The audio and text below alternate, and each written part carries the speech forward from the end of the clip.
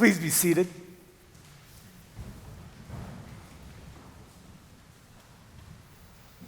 In a letter released through the Episcopal News Service earlier this week, and let me just stop right there and say, if you did not know that there is such a thing as the Episcopal News Service, there is. Subscribe to it. It's really good. In a letter released through the Episcopal News Service earlier this week on Wednesday, written by our presiding bishop, Sean Rowe, bishop of the church in this country here, he writes, "This Independence Day is shaping up to be a complicated thing for Episcopalians." Right, you're laughing. I thought to myself, did Captain Obvious ghostwrite this letter? Except his words speak to a painful and important reality. Our Independence Day celebration is framed by the words that you heard Susan read at the opening of the service. Well, not exactly the same words. The words actually in the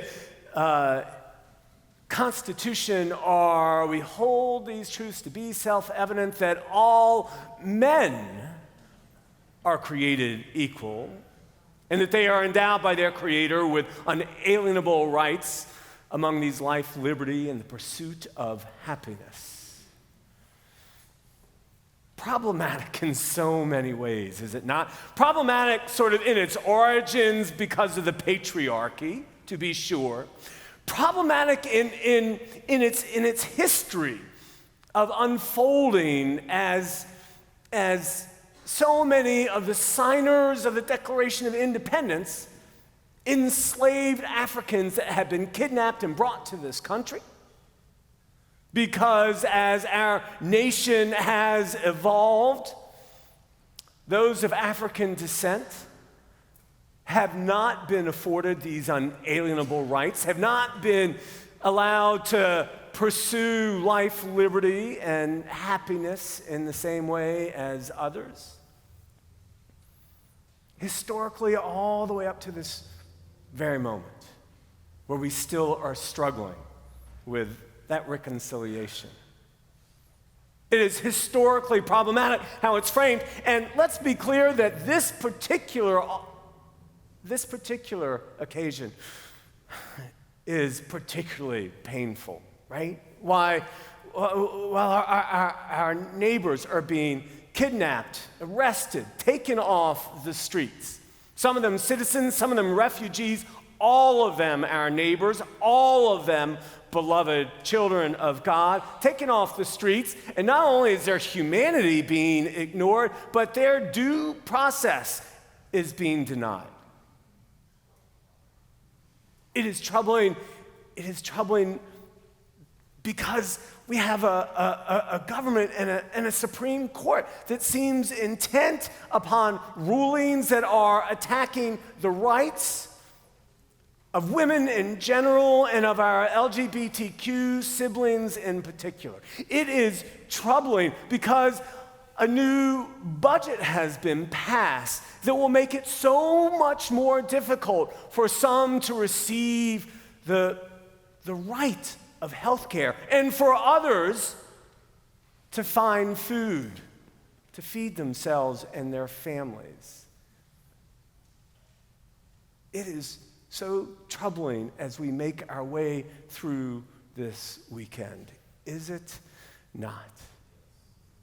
Is there any reason why a recent Gallup survey found that pride in our country has reached an all-time low? Did you see that? It came out last week. And amongst a whole host of cohort groups, not the least of which Gen Z, who are our emerging adults. Bishop Rowe is right. It is very complicated celebrating this independence holiday. And let's not lose fact of his entire sentence. He didn't just say it's very complicated celebrating Independence holiday. He actually said it's shaping up to be a complicated celebration of this Independence Day for the Episcopal Church. And let's be clear about why. To begin with, 34 of the 56 signers of the Declaration of Independence were members of what came to be the Episcopal Church. 11 of the presidents of this country have been Episcopalians more than any other single denomination over the course of history. The Episcopal Church was not on the front end of fighting to dismantle slavery. The Episcopal Church has not always been on the front end of fighting for civil rights. The Episcopal Church, as it engaged in education for the indigenous people here in this country, denied them of their culture and of their humanity. It's shaping up to be a complicated celebration of Independence Day for the Episcopal Church. One of the two prayers which we are invited to read out of our Book of Common Prayer reads, "Lord God Almighty, in whose name the founders of this country won liberty for themselves and for us." And it begs the question, exactly who is us? It's shaping up to be a challenging independence celebration for the Episcopal Church. Let every person be subject to the governing authorities, for there is no authority except from God, and those authorities that exist have been instituted by God. Therefore, whoever resists authorities resists what God has appointed, and those who resist will incur judgment. Terry, where are you? God bless you for having to read that. I hope I'm not betraying confidence when I tell them that you stepped away from this lectern and you said, "Really?"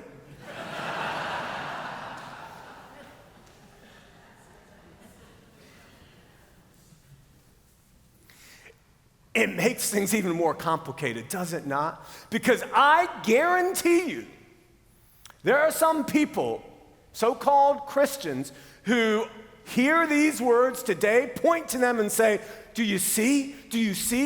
This government is of the authority of God. This government has been divinely appointed, and these laws are according to God's purposes, and anyone who defies these laws, well, they should receive the judgment deserving of them, right? But let me be clear.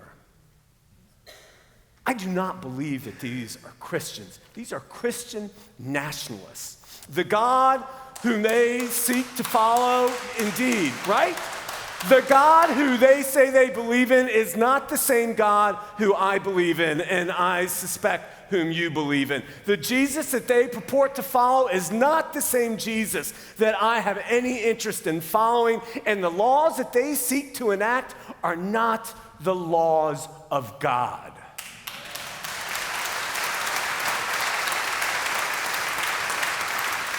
They may be Christians, but really what they are is nationalists. They are nationalists in their focus, in their concern, in their intent. They are Christian in name only. And we need to be clear about that. Andrew Whitehead has been writing about Christian nationalism for a long time, and he writes this: Christian nationalism is about privilege. It co-opts Christian language and iconography in order to cloak particular political or social ends in moral and religious symbolism. And then in a second book, he adds, where patriotism can move us to care for our neighbor out of a shared love for our country and all its inhabitants, nationalism demands that we draw sharp boundary lines around who is truly a part of our country, and that we take control of our country to ensure that we benefit most from all it has to offer. The rights and needs of our neighbors be damned. Those are the words of Andrew Whitehead. He wrote these books 5 years ago and 2 years ago, respectively, but my goodness, how on point, how on message are they, particularly today as we celebrate Independence Day. And here's the thing. Just as he is on point, on message, we have to be on point and on message as well. If we're gonna come face to face with the Christian nationalism that's out there, if we are going to enter into the moment in which we are all seeing these horrific acts, not to mention if we're going to celebrate this Independence Day, we need to be on message. But it is hard to know what that message is when there are dumpster fires everywhere we turn and when there's shouting in each corner of the world. What is that message? What is that message? How do we find a message?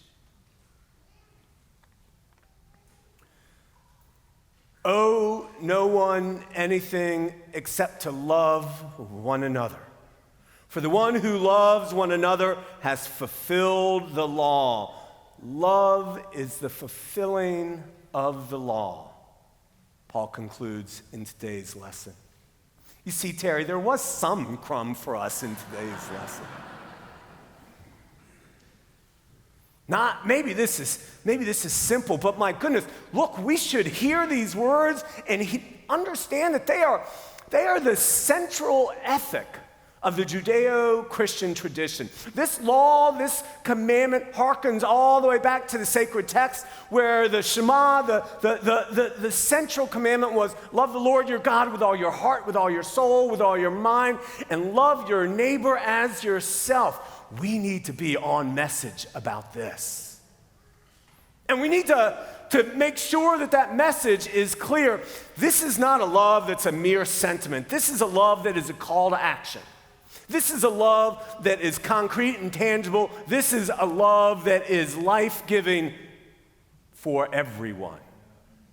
We need to be clear that the laws that speak of our neighbor emerge from a tradition where neighbor was seen to be anyone we might pass in the streets, anyone in need. Any authority that does not represent this kind of love is not of divine authority. And any law that does not have this expansive understanding of neighbor is not a law of God. We need to be clear that what we are seeing now, no matter what the Christian nationalists have to say, is not of God. And we need to be bold, not ashamed, but bold to say, wait a sec, I'm spiritual. I believe in Jesus. I believe in God, and this is not the God in which I believe. We cannot let the Christian nationalists co-opt all of our sacred stories and all of our faith.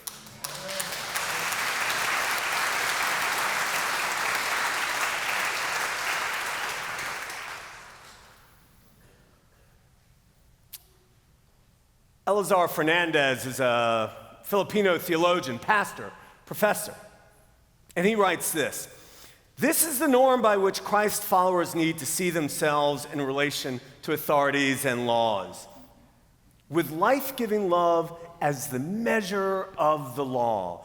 Love," he writes, "is free to obey and to disobey when the law and authorities violate the demands of love." I don't know about you, but me, I hear these words. I find them heartening and inspiring and challenging and frightening all in one. They are heartening, inspiring to imagine that love is free to obey. And they are unsettling, even scary to consider, well, when do I disobey? And how do I disobey those authorities that are looking to enforce the law? These are questions that we got to wrestle with if we're gonna be fully present to this moment in our country, much less celebrate Independence Day. And look, each of us is gonna have to come up with our own answer. We are. I've heard some people say, well, I'm not one to march, but I'll write signs. That's great. I've heard some people say, well, I'm not one to shout, but I'll show up. That's great. I've heard some people say, I'm not going to make a phone call, but I'll sign a letter. That's great. I've heard some people say, well, I'm not interested in being a politician, but I sure will vote for politicians. That's great. I mean, do you see that there are choices to be made, but we got to make those choices. We got to make those choices. These are the questions we got to ask. How is it that I can be an example of love? And how is it that I can in fact push back against the laws that we see so painfully right now? We've got to ask those questions. We've got to make those choices. Because this is the moment in which we live. Bishop Rowe concluded his letter by observing, we are now being faced with a series of choices between the demands of the federal government and the teachings of Jesus. And that is no choice at all, he says. That is no choice at all.